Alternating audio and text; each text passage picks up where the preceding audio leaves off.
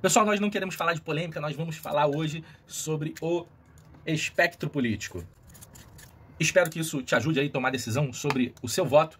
Não é uma questão de escolha de candidato, nós não vamos falar de candidato aqui, nós não queremos polêmica, nós queremos falar a respeito desse assunto que gera muita dúvida, as pessoas falam esquerda e direita e a gente não sabe exatamente do que se trata. Esse negócio de esquerda e direita começou na Revolução Francesa. A Revolução Francesa, ela visava derrubar a monarquia, os reis, e ela visava derrubar a igreja, que eram os poderes principais da Europa, e de uma forma revolucionária, o movimento da Revolução Francesa buscava derrubar esses dois poderes. Na forma da esquerda, na forma revolucionária, era no meio da guilhotina. Inclusive, a guilhotina guilhotinou o homem que inventou a própria guilhotina, porque foi um movimento muito sangrento. E à direita se assentavam aqueles que gostavam de uma mudança sim, só que eles preferiam que fosse de uma forma gradativa, que fosse de uma forma que a sociedade fosse absorvendo a mudança. Em muitas nações, a famosa Revolução Cubana, a Revolução Russa e muitas revoluções no mundo derrubaram o poder vigente de forma revolucionária, por meio de guerra e de derrubada de poder. E outras nações, por exemplo, a Inglaterra, recentemente a rainha da Inglaterra faleceu, e até hoje lá é uma monarquia, até hoje lá você tem a igreja anglicana, e até hoje lá você tem a democracia, a parte do legislativo, você tem uma democracia com a monarquia, com a igreja forte, e se torna uma influência para o mundo, inclusive para os Estados Unidos, que é uma referência da democracia e da direita no mundo, e outras nações, referência de esquerda. E o que tem do lado direito, o que tem do lado esquerdo? Bom, você basicamente chama direita e esquerda. Alguns falam extrema direita, extrema esquerda, e existem várias coisas no meio do caminho aqui. Quanto mais à esquerda, mais Estado, mais governo, mais poder estatal nós temos. Quanto mais à direita, menos Estado. Menos o Estado influencia na vida do cidadão, quanto mais à direita ele estiver. Numa extrema esquerda, nós teríamos um comunismo. Algumas nações, como a Coreia do Norte, você tem um comunismo implantado lá de uma forma mais integral. É uma sociedade muito fechada, controle do Estado. Aonde? Controle do Estado na economia, controle do Estado nas empresas, na sociedade, na religião, na vida familiar. E do lado direito? Do lado direito, quanto mais à direita, você encontraria lá uma anarquia. A anarquia, ela é a ausência do Estado, é onde está cada um por si, e seria uma extrema direita você ter ausência de Estado e você ter um poder aqui totalmente livre. Alguns teóricos de esquerda vão dizer que a esquerda, depois do comunismo, você encontraria um momento parecido com a anarquia, onde não há Estado, onde há uma vida comunitária tão integrada que as pessoas não precisariam do Estado para viver em comunidade. Só que isso nunca foi visto e é uma venda de um sonho, né? É mais uma questão de propaganda do que uma prática em si. Então nós vamos falar mais sobre essa questão aqui, da realidade. Porque senão o caso seria não um espectro linear, ele seria mais ou menos o espectro político, ele seria como um círculo, onde os dois se encontram. A esquerda vindo por esse caminho, a direita vindo por esse caminho, os dois se encontrariam aqui em algo entre o comunismo e a anarquia. E os dois aqui se selariam, né? Mas nós vamos entender melhor o espectro político desse formato que eu estou mostrando aqui. Tem um monte de vieses políticos aqui no meio do caminho. Vamos falar de alguns, né? Famoso aqui à direita, o conservador. Nós falamos muito de conservadorismo aqui, e o conservadorismo, como eu disse, ele é um meio em que a mudança social ela é de forma gradativa. Geralmente os cristãos estavam associados aqui, até porque a forma revolucionária ela visava derrubar o poder da igreja, seja da igreja anglicana, como aconteceu aqui na Inglaterra, mas conseguiram não derrubar o poder, uma igreja de origem da Reforma Protestante, e aqui no catolicismo e muitas outras igrejas também. E do lado esquerdo, nós temos um outro nome muito famoso, socialismo. No socialismo, você tem um governo muito forte, você tem uma ação estatal muito forte, você tem uma intervenção do governo nas questões sociais, na questão das empresas, muita empresa governamental, muita ação do governo nas decisões, nas políticas, na influência da empresa privada, em como seu filho vai estudar. é dito que não chega a ser o comunismo que manda na sua religiosidade, que manda na sua vida privada, que manda na sua casa. Por exemplo, na Revolução Russa, pessoas tinham que abrir a porta das suas casas para abrigar outras famílias. Então, aqui tinha uma intervenção muito forte. Você tem lá na Coreia do Norte a decisão sobre viajar, sobre ir para outra nação. Isso daqui é uma questão que acontece na Coreia do Norte. Tudo gira em torno do governo. O socialismo, ele é um caminho para o comunismo. A gente tem um outro nome aqui, que são os liberais. Não sei exatamente se a gente deveria colocá-los aqui ou aqui, e eu vou explicar o porquê. Os liberais, eles são como os conservadores, liberais na economia. Na economia, esses dois aqui, eles não querem na situação econômica, eles não querem intervenção do Estado. Nessa situação aqui do comunismo e do socialismo, eles querem que o Estado, ele tome conta da sua vida financeira, das empresas, dos negócios, das transações econômicas. E no liberalismo e no conservadorismo, não, a gente não quer a intervenção do Estado nisso, menos Estado. Por que eu coloquei os liberais um pouquinho mais para a esquerda? Porque isso é o que diz respeito da questão financeira, né? Mas na questão da moral, da questão dos valores, da questão sobre a vida em sociedade, família, todas essas coisas que não são econômicas, os liberais, eles são do chamado progressista. Assim como o movimento socialista, o movimento esquerdista, eu não sei exatamente em qual posição aqui colocá-los no espectro, mas também há um movimento de esquerda aqui, progressista. São aqueles movimentos que vão estar abertos à questão do casamento homoafetivo, sobre liberdade de uso de drogas, toda essa polêmica, essas discussões liberais que se tem hoje em dia sobre a sexualidade, sobre os valores, que os conservadores vão estar em oposição.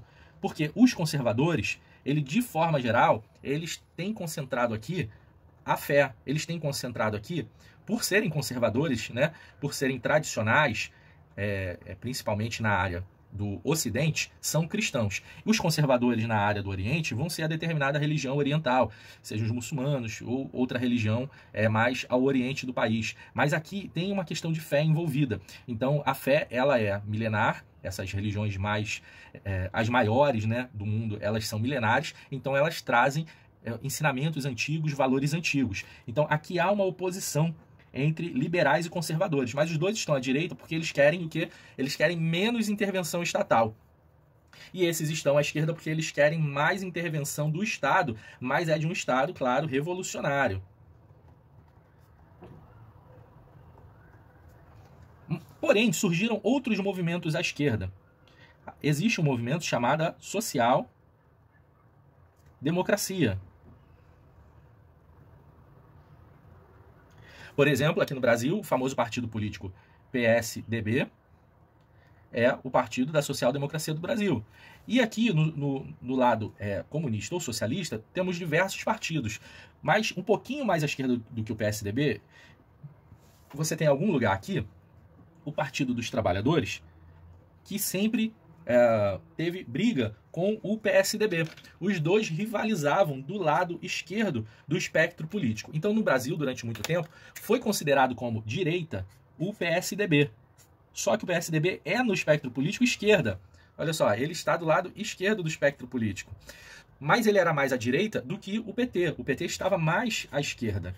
Então, o PT era chamado de esquerda, o PSDB era chamado de direita. Não é que ele era à direita, ele era mais à direita. Alguns chamam isso de centro à direita.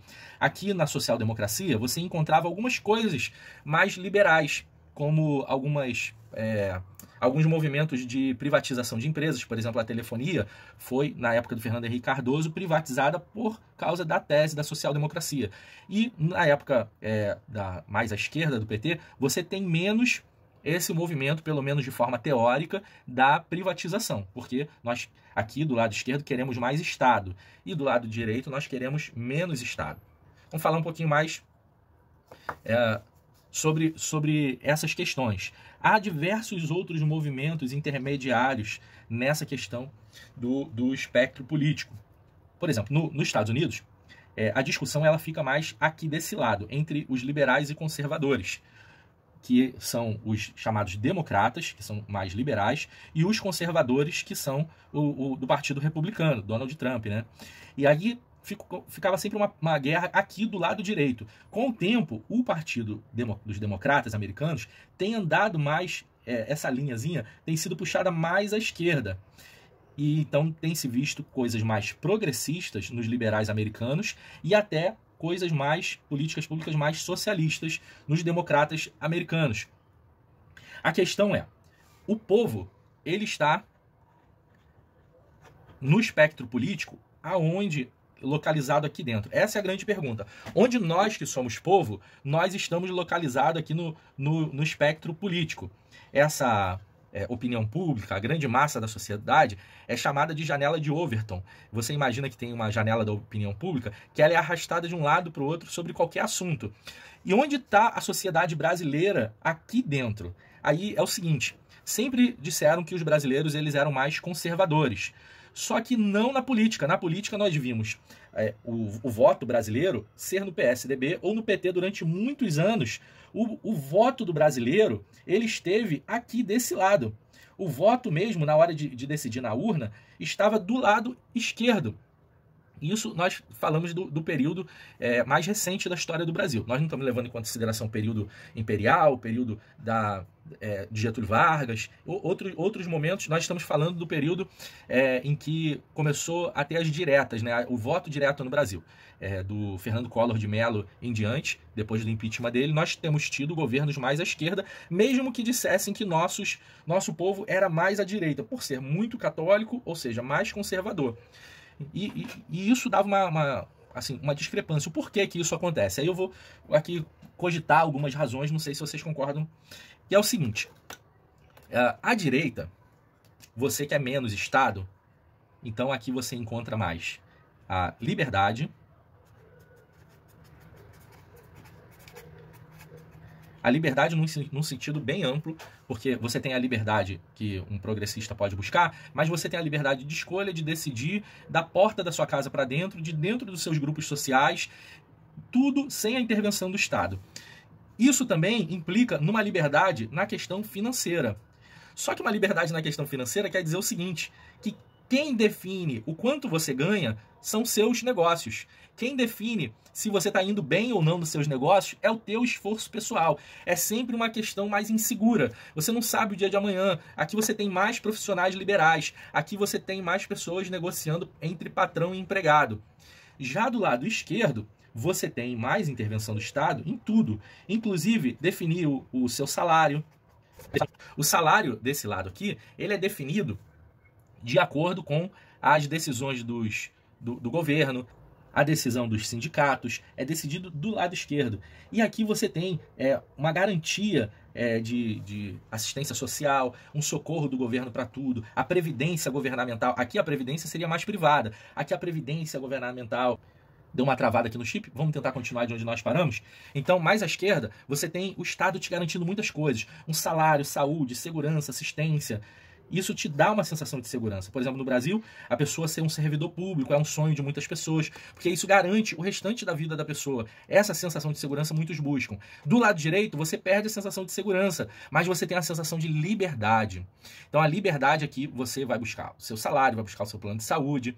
A sua segurança do lado direito, você tem que buscar na fé ou numa filosofia de vida. Muitos vão buscar essa segurança em Deus. E do lado esquerdo, essa segurança ela está concentrada no Estado. Mas para você ter segurança, você abre mão de liberdade. Para ter liberdade, você abre mão dessa sensação de segurança. Você coloca na mão do governo essa sensação para você. E por isso muitos brasileiros, que mesmo sendo conservadores, católicos, hoje muitos evangélicos, acabam votando na esquerda para quê? Para ter essa sensação de segurança. Além do que, aqui um assunto importante, o movimento socialista e comunista, historicamente, era uma briga entre o proletariado, que são os funcionários, né? Proletário, versus o empregador, o patrão. Então, os meios de produção, a questão da mais-valia, tudo isso tinha que estar na mão do povo, do proletário. Mas isso daqui está entrando em desuso. Essa fala, você não ouve mais a esquerda brasileira, a não ser o PCO, o pessoal mais tradicional da esquerda, eles não falam disso. A esquerda, por exemplo, PT e muitos outros, eles abrem mão dessa discussão aqui e eles falam hoje das questões dos movimentos, do movimento feminista, do movimento LGBT e de outros movimentos liberais, progressistas. Essa daqui é mais a pauta da esquerda na sua publicidade, né? Na sua propaganda política. Então as pessoas estão votando mais à esquerda também, além da sensação de segurança, porque muitos brasileiros são progressistas. Nossa bandeira, né, Ordem e Progresso. Então muitos brasileiros são progressistas. Esses brasileiros progressistas, eles podem se encontrar numa pauta socialista e mais à esquerda, ou eles podem se encontrar numa pauta liberal. E aqui é o choque das coisas, e a gente tem que se perguntar isso. Nós brasileiros, né? Nós estamos conversando aqui como irmãos brasileiros. Nós temos uma grande parte de brasileiros conservadores e muitos brasileiros que são progressistas. E muitos brasileiros progressistas. Aqueles brasileiros que conservam a moral cristã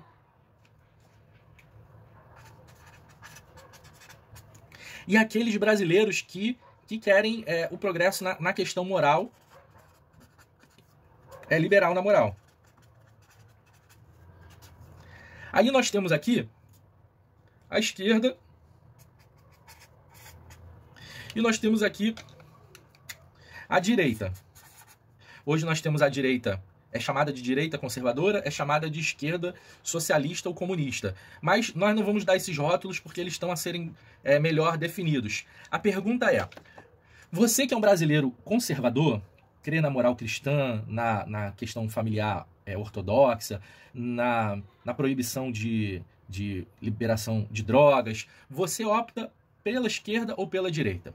Aqueles que optam pela esquerda, mesmo sendo conservadores na moral, eles estão optando pela questão da segurança.